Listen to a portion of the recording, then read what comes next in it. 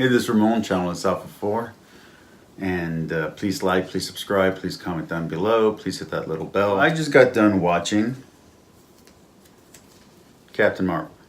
Okay? So there are several different angles I could take. I'm going to just try to be as straightforward as possible on it. Is there any flaws with the movie? Yes.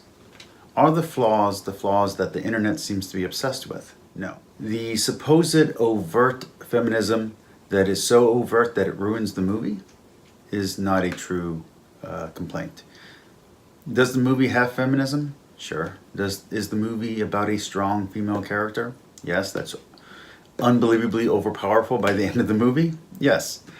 But this is a movie about a female hero being a hero. So that's kind of an invalid complaint. Are the male characters played down? Yeah. Are they sometimes played for laughs inappropriately? Yeah. Especially with Nick Fury. What they do with Nick Fury I really didn't appreciate. And that they didn't really build up Phil Coulson also kind of bothers me because I really like that character. What about Captain Marvel? I don't like what they did there. I do think that their choice, the way they went, worked perfectly well for this movie. But it does mean that one of the greatest Marvel stories ever told, the death of Captain Marvel, will never get to be seen on screen, or at least not in this iteration of the Marvel Universe. So what exactly is the problem with the movie? The problem is Brie Larson. She's not a good actress.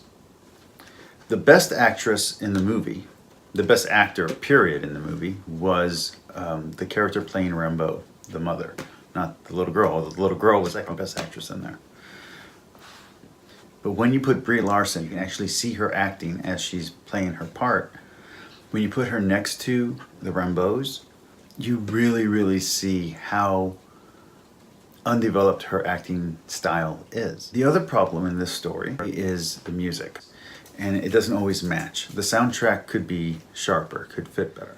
I've heard other people complain about the direction, but I think what they're really complaining there is the special effects. Some of the special effects look a little cartoony. So what's the good of the movie?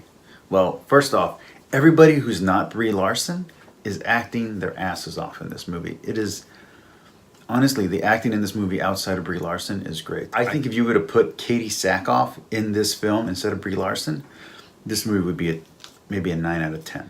I like to think about one of my favorite TV shows, Farscape. The actress in there didn't have a ton of muscle. She was able to play vulnerable, but you understood that that character was the strongest character on the show. Even though the actress playing her was able to play her both with vulnerability and never had to bulk up to look like a massive bodybuilder. She was probably the skinniest actor on that show, and yet you believed through the character and through the performance. She was physically the strongest character on the show. You don't get that with Brie Larson's performance. You get a very stiff, very wooden performance. So again, I said I was talking about the positive though. So what's good in here? Jude Law is amazing. The twist with him, good. They still keep the blood infusion thing going on, so that worked. Annette Bening was interesting as a choice. The movie in general was actually very enjoyable. A bit of dialogue that just didn't work, and it kind of sounded like me when I'm trying to say something and I have two thoughts going on. There's a scene where Carol Danvers, at this point Veer, says, oh, we're a group of warrior heroes.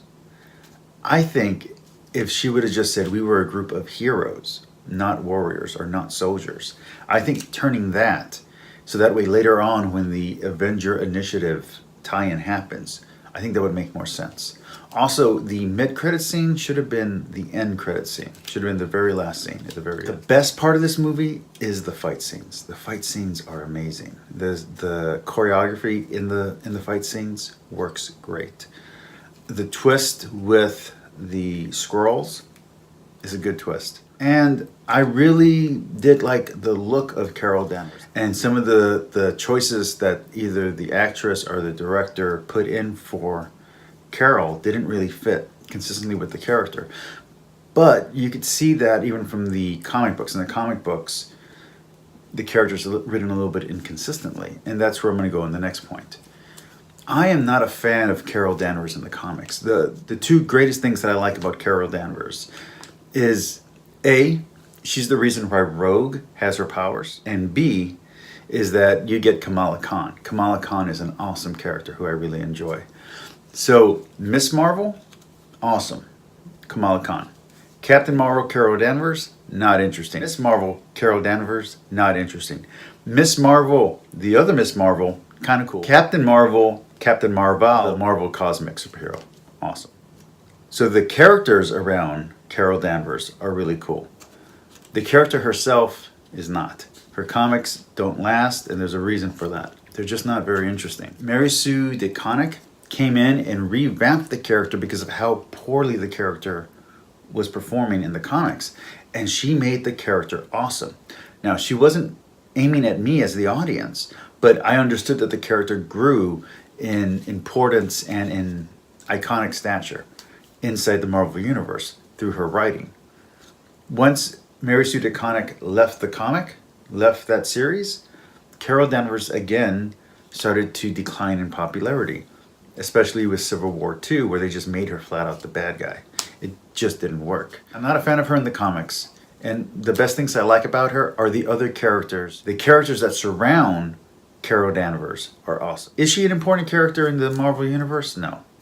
I remember in the 90s when I first saw the Captain Marvel, Miss Marvel tie-in series. I was like, what is this? And then when it came out, nobody cared about it, nobody heard anything of it, and it just went away like nothing happened. The death of Captain Marvel is probably the most important and most interesting and best done story in the Marvel Universe, but it's just one story arc. Captain Marvel before that wasn't important when he was the guy. Captain Marvel when it was Miss Marvel wasn't important. Captain Marvel as Carol Danvers, not important. So that's basically where it is. Do I recommend this movie? This movie is, to me, if you're gonna go through a 1 through 10 scale, I would give it maybe a 6 or a 7. But as a film on its own, it's actually good. It's entertaining, it's fun. If you don't have any agenda and you just want to watch an entertaining movie, it's a good background. It's not great. It's no Wonder Woman, I'll tell you that much. It doesn't come anywhere near the quality of Wonder Woman. It doesn't come anywhere near the quality of Aquaman. So you could probably say that Thor: The Dark World is worse than this movie. But that's about it. Maybe Iron Man 2. Okay, Iron Man 2, Thor: The Dark World, and then Captain Marvel. And then the rest of the Marvel films. How's that? Okay, so you can put 2 Marvel films under this one. But it's not the best Marvel film out there. Peace, like, and subscribe. Talk to you all later. Bye.